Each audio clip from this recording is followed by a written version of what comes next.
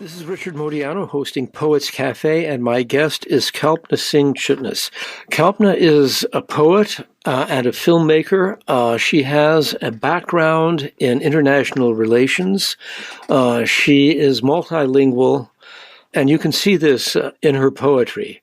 Her first language was Hindi, and she writes beautifully in English. And one of the things that has always impressed me about bilingual poets is that they have an insight into the second language that native speakers may not have. And because it is a second language for them, they explore it in new and creative ways. And that could be like a whole different subject. But today we're going to be talking about her book, Love Letters to Ukraine, from Uyava. Kalpna, how did this book come about? Well, I had not planned this book. I never had imagined I would ever write a book like this. So I call it, this book was planned by the universe. And it so happened that, as you are aware, I already have published an anthology called Sunflowers, Ukrainian Poetry on War, Resistance, Hope, and Peace, which includes the works of 78 poets and writers. Most of them are Ukrainian, and some are Ukrainian poets based abroad. And when this book came out, it put me in touch with so many writers, poets, and warriors in Ukraine. And it just opened an avenue for me that I never had thought about, that there was something for me after that. I thought I'm done publishing this anthology, and that was my tribute to Ukraine. And I thought sharing is healing, and this will help the Ukrainian writers' voices heard on international platform. So that was my goal with the book. But I was wrong. That didn't end there. And my contacts with the poets and warriors in Ukraine really turned into friendship with many of them. And one day during the conversation, one of the warriors said that they like to read poetry. I should send some poems that he would like to translate it. And so I was very happy. I said, nobody asks for this kind of thing, that they're interested in my poem and they will translate. So I asked, what kind of poems would you like to translate? I write on various topics. And he said, well, we like to read love poems. And I said, but I have stopped writing love poems, and I don't have love poems right now. I don't want to recycle my love poems for Ukrainian soldiers. So I said, that was so nice, sweet of him to ask that way. And I said, let me just try to write something new. And so to speak, I wrote a very first poem called A Warrior Wants to Read Love Poems. Well, let's hear that poem. Okay. And that's how it started. Once I started to write, I didn't stop. And now the book is before you. So here is the poem. Title is A Warrior Wants to Read Love Poems. Why would a warrior like to read love poems? Shouldn't he be reading poetry on war cries, words of anger, torment, hatred, and vengeance? But no, he wants to read love poems, and I wonder why. Maybe because he wants to feel warm. Hunkered down, plowing through snowfields, he defends his border from a beast who has brought ill omens to his land. Where the horizon blurs in blinding light of the sun, and one crosses over to another shore, like a crane forced to migrate from its native land in the grip of cruel, bloody winter. A warrior wants to read love poems, but I have stopped writing love poems, waiting for our warriors to return year after year from one season to another, eager to hear their footfalls, their knocks at our doors. Somewhere I have given up. Somewhere I have given up hope for love, as love and poetry do not guarantee the return of our warriors. I have tried all. The storms in the desert swallow them. They are swept in the gorges of the Himalayas, absorbed into the earth like snow melting from the eyes of Ukraine, but not in vain. A warrior wants to read love poems. He wants to carry them in his pockets like seeds of sunflowers, chew on them when famished, and share them with his brothers who have no one to write love poems for them. He wants to sprinkle them in Chernosm, stained with the blood and tears of his nation, with the hope that love will grow when conflicts are over. But the nib of my pen is broken, and there is no ink left in my ink pot. A warrior wants to read love poems never written before.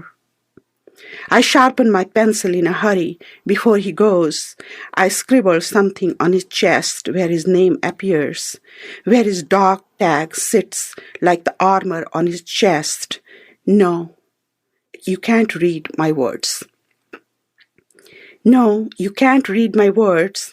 They are camouflaged. Love poems aren't for everyone. They must be protected from the eyes of tyrants and dictators, no matter what the cost. Oh, that's a lovely poem, lovely. When you sent this poem to Vladimir Tymchuk is the translator. Mm-hmm. What was his immediate response? He couldn't believe I wrote this poem, and he just loved the poem, and he said he felt so honored because I took time to write this poem. He said it, but he had not expected me to write it. And what helped me in writing this poem for him immediately after his request has another backstory, because one of my friends, who I love dearly, served in Iraq war twice. And his loss, something had stayed with me. So I basically saw his reflection in the soldiers of Ukraine. Mm. So it was not hard for me to write love poems for them. And I told Vladimir my story, and he said, well, you don't have to explain, you can just keep writing. So then I said, okay, but for me, the love for Ukraine was one thing, and how I was drawn to that, I don't know. So in this book, it's not just poem for warrior, it's like everyone in Ukraine is addressed. As Lyudmila Hersonska said, that there's not even one person who is not addressed in this book. So this book is... and that is something that struck me about the book. And by the way, this is Richard Modiano hosting Poets Cafe, and my guest is Kalpna Singh-Chitnis. We are talking about her new book, Love Letters to Ukraine. Kalpna, tell us something about Vladimir Tymchuk, who is the translator of this work. I know that he is an officer in the Ukrainian army, but he's also a poet. Right.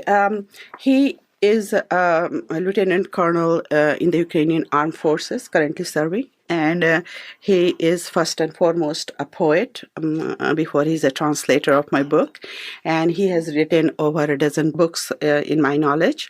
And he also has translated work of several poets like the war poems from World War I and several other things that he has done. So he was just drawn to my work and very appreciative to my work. When I published Sunflowers, he didn't even tell me, actually. He took my book to every library in Ukraine. Oh. He made sure he talks about it, because he told me he had a confession. He said, actually, I was supposed to do that work. How come somebody else from other country who speaks a different language comes in my country and just produce a book like Sunflowers? I was supposed to do that. How did you do that? He said, first of all, I was envious of you. But he did appreciate my work, because I published 78 poets from Ukraine. So that book was very appreciated in Ukraine, and especially Vladimir helped me a lot in taking that book to another level and to the people of Ukraine in libraries of Ukraine. And other places. I was invited to talk at Berlin International Literature Festival about this book. So, both books are out now and available on Amazon and other online bookstores. And I warmly recommend both volumes. The one that we're talking about today, this was completely written by Kalpna, but the other book is an anthology of work by a variety of poets. Tell us a little bit about that before we return to talking about Love Letters to Ukraine.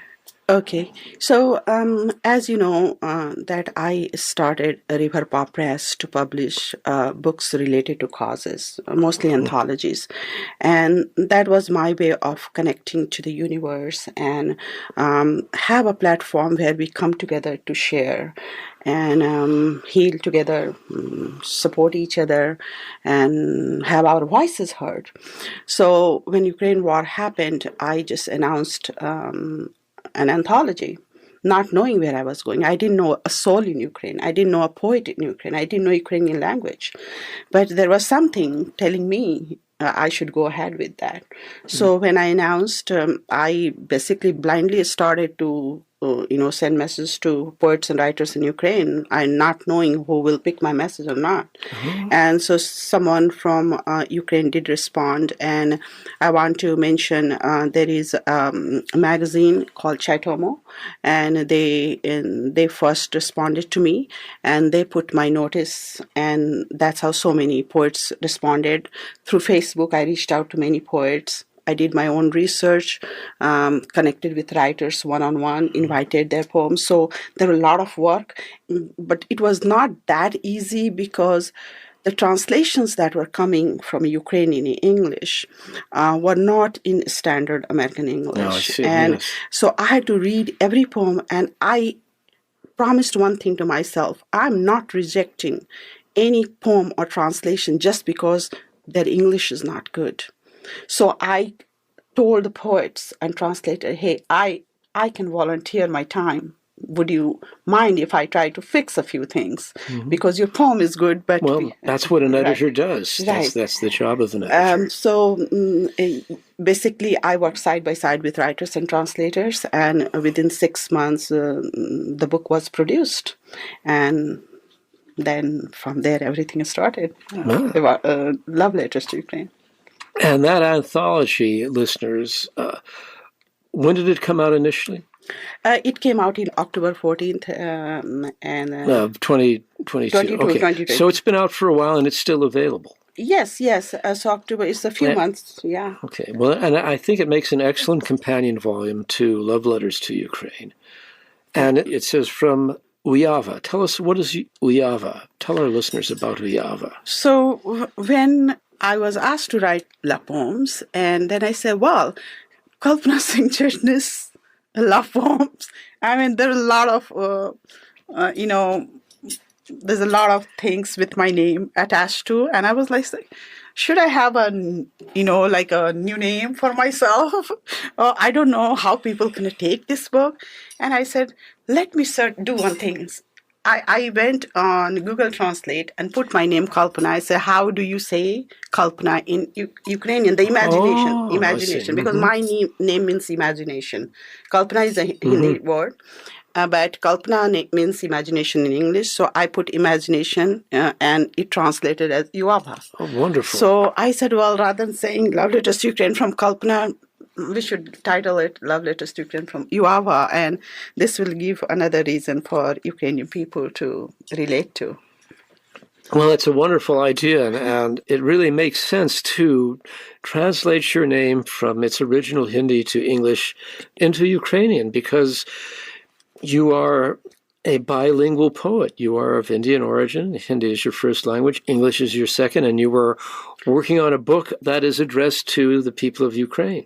So it makes perfect sense. And if I know any other language more than Hindi and English, now is Ukrainian.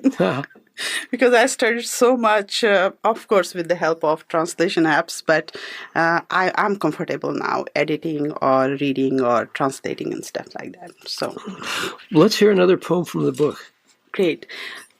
I will read a poem called Poems of Love for Ukraine. And the reason I will read this poem, because I also have Vladimir's translation in his voice recorded with me, which we can play for the audiences after this. And this poem also has reference of Vietnam. As you know, at the time when I announced the book Sunflowers, Ukrainian Poetry on War, Resistance, Hope and Peace, I was for a long time on a meditation retreat. And so I thought about this book back and forth. And when I wrote the poem, since we fought one of the longest war in Vietnam, that came naturally because when I went to Vietnam, I saw those places. So you might see some references of Vietnam in this poem. Poems of love for Ukraine. Dear Ukraine, I will write you poems no one has written for anyone before. They would be marvels among the wonders of the world, a world that questions everything but provides us with no real answers. But I shall keep my promises to you, as no one knows more than you now what is as important as breathing and believing. While doing so, I will ask a question to myself, somewhere knowing the answers to why you kept returning to me, knocking at my heart when I had my eyes closed, following me in the mountains when I stood there alone, pondering my purpose. You waited for my return when I wasn't sure if I ever would, from the shred of land we once thrust upon and doused with the acid and gels of napalm. The very vein of earth now blooms like a lotus in the dark pond of our consciousness. When I was picking the bits and pieces of metals our warriors were made of in the craters left behind by our bombs, dispensed into the heart of Vietnam, dear Ukraine, you spoke to me in the language of your soul, with courage and integrity, approached me graciously, write me the kindest words, invited me to petition the world to write poems of love and put them in the pocket of every warrior headed to defend your frontiers. Whisper them into the ears of demons who can't hear the voices of your sufferings. I understand there is an urgency to write love poems. There is an urgency to read and listen to poems of love in every corner of the earth. I can hear your heart beating in anticipation, dear Ukraine, for the poems I will write for you, the poems no one has written for anyone ever before. No one should die without love. No one should live in its absence. That's beautiful, Kalpna, beautiful. Thank you so much. And now we're going to hear Vladimir Timchuk read this poem in Ukrainian. He was the translator. Kalpna Singh-Chitnis. Любові вірші до України. Дорога Україно, напишу я тобі любові вірші. Ніхто ні для кого таких не писав. Вразити спроможні вони серед чудес цього світу, світу, що допитується до всього, та нам не дає посутнісних відповідей. Натомість я виконую обіцянку тобі. Адже ніхто не знає більше, ніж ти сьогодні. Що ж є настільки важливим, як дихання і віра. Водночас я спитаю себе, знаючи десь уже відповідь, чому твоє повернення було неминучим і стукіт до серця постійним, як закриті мої очі, і переслідування серед гір, як там залишився один я в задумі про ціль. Ти чекала мого повернення, коли і не знали, чи повернусь взагалі, з клаптика землі, на яку ми колись накинулися і залили отрутами і напалмом. Справжня вена землі нині розквітає, наче лотос у темному ставку нашої свідомості. Коли я відшукала осколки металу, з якого наших воїнів створювали у вирвах від наших бомб, завислих у серці В'єтнаму. Дорога Україно, від тебе промовили до мене мовою душі. Рішуче і щиро торкнули мене граційно, написали теплі слова, попросили і світ попросити писати любові вірші і класти їх у кишені воїнів, відправлених захистити кордони, шепотіти їх у вуха чортам, які не чують голосів ваших страждань. Я свідомо, що є потреба писати любові вірші. Є потреба читати і слухати любові вірші по всій землі. Я чую, як твоє серце б'ється в передчутті, рідна Україна, віршів, які напишу для тебе, віршів, які ніхто ні для кого таких не писав. Ніхто хай не вмре без любові. Ніхто хай не живе за її відсутності. Переклав Володимир Тимчук. And that was Poems of Love for Ukraine, read in Ukrainian by Volodymyr Tymchuk, who is a poet himself and is the translator of this bilingual volume. You had a lot of contact with him, I guess, so in putting this book together. And listeners, this guy was actually serving, he was on duty. So he was doing this during his off time, fighting a war, literally. That's correct. Vladimir, before, when I was editing Sunflowers, Ukrainian Poetry on War, Resistance, Hope and Peace, he was serving in Eastern Front of Ukraine. Upon his return, he had a few months off from the war there. And while he was staying in Lviv, he said he has some time which he can dedicate to translate my poems. And now, after when he's done translating, so we had to target, we have to keep going. As I write, he translates. So we, for 8 weeks, back and forth, sometimes in real time, almost every day, we wrote and translated. And so we completed the book in 8 weeks, and then it took me another 3-4 weeks to publish it. I have not done any work like this before.